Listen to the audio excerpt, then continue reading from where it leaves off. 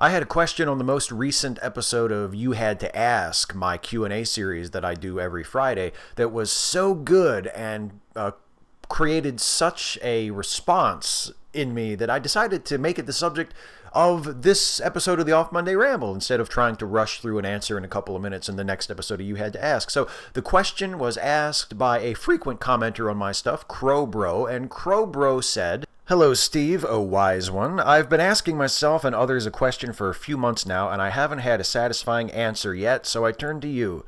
What are the non-toxic elements of masculinity? Thanks, you taller, less green Yoda, you."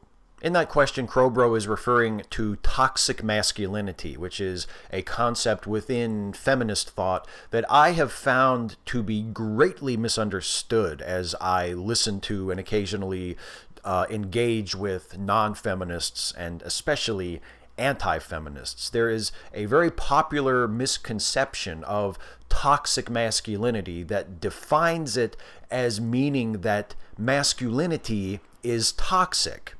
And that's not quite what it means. Toxic masculinity is the concept that many feminists use to describe and attempt to understand the ways in which patriarchy, or the male-dominated nature of society, is harmful to men.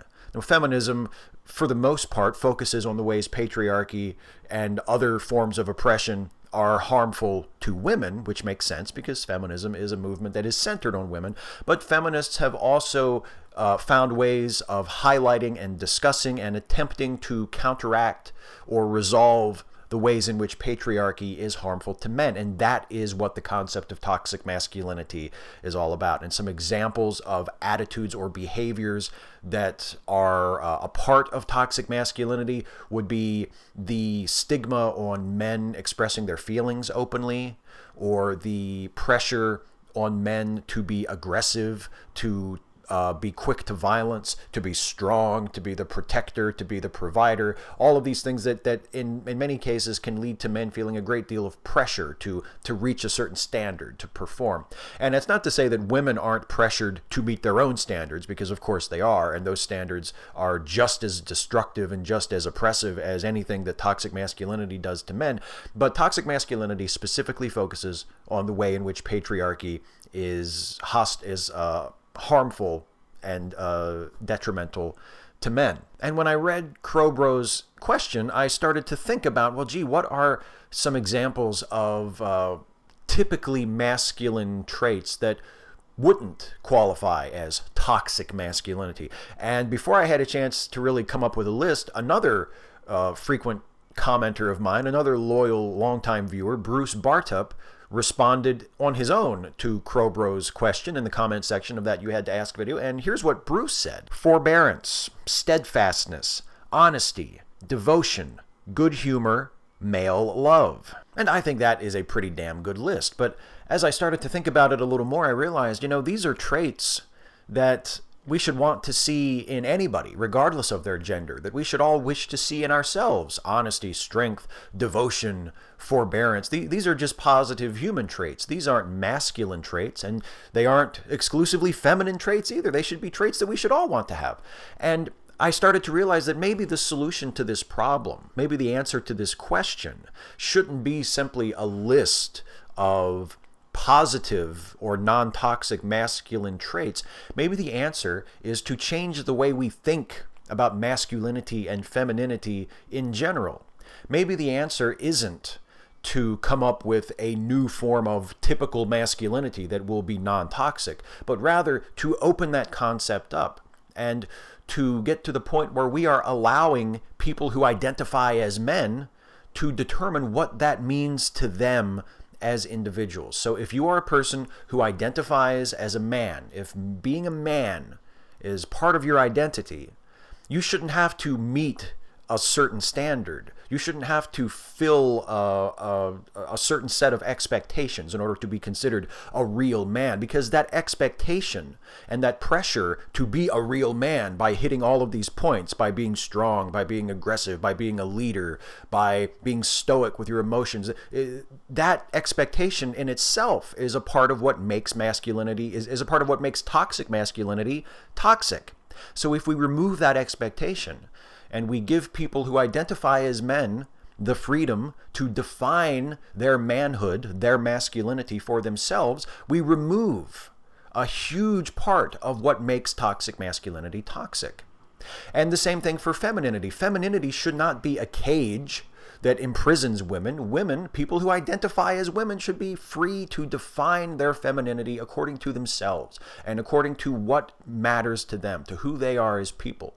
And if we do that, it also has the added benefit of not shutting out people who are genderqueer, non-conforming gender, because we don't set up this binary expectation where you must be either male or female. You must be either masculine or feminine. There are lots of people who don't strongly identify with either masculinity or femininity, that don't think of themselves as either men or women, or who think of themselves as a combination of those, that identify as both man and woman, and have a much more complex sense of their gender identity than someone like me who thinks of himself as a man, or someone else who might think of herself as a woman.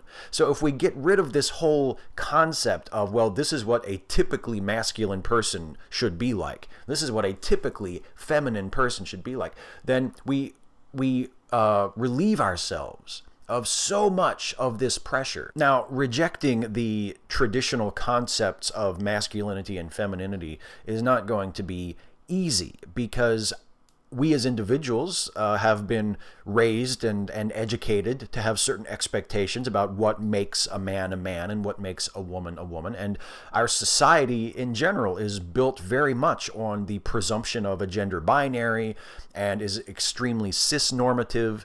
And it'll just take us a long time to make an adjustment, to go from thinking that, well, a man is this, and these are the characteristics that a man must have in order to be a man, and a woman is this, and these are the characteristics a woman must have in order to be a woman, and everybody has to fall into one of these two categories, and that's it. It's going to take a very long time for us to move beyond that and to get to a point where we allow people to define their own identities and to determine for themselves what they value about themselves and what their masculinity or their femininity means. It's going to take us a long time to get there.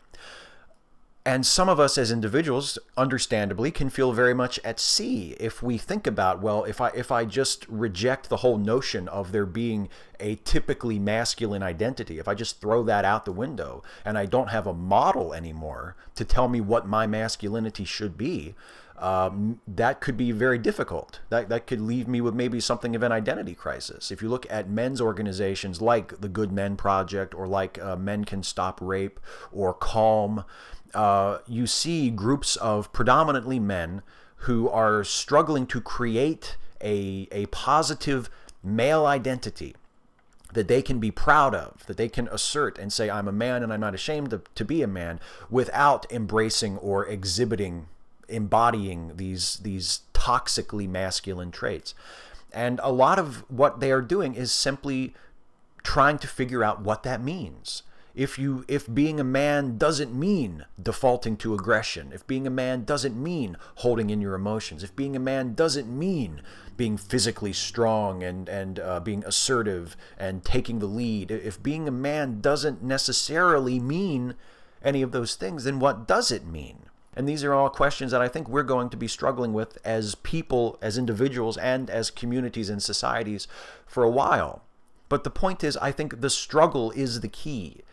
And I think the attempt to define ourselves as ourselves and to accept that if you identify as a man, then you can define your own masculinity.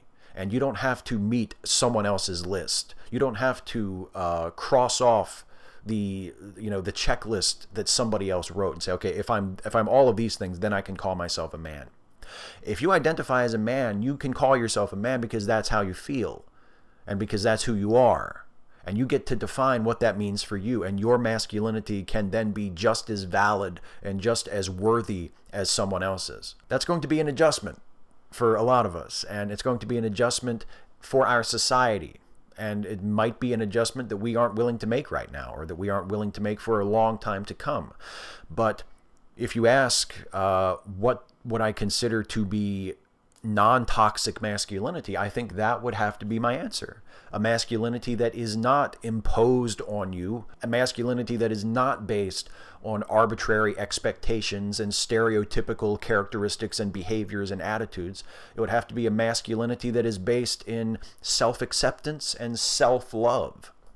And if you identify as a man, then however you go about being a man is okay. And if you identify as a woman, however you go about being a woman is okay. And if you don't identify as either a man or a woman, or you identify as both at various times, if you are some category of gender nonconforming, then that's okay too.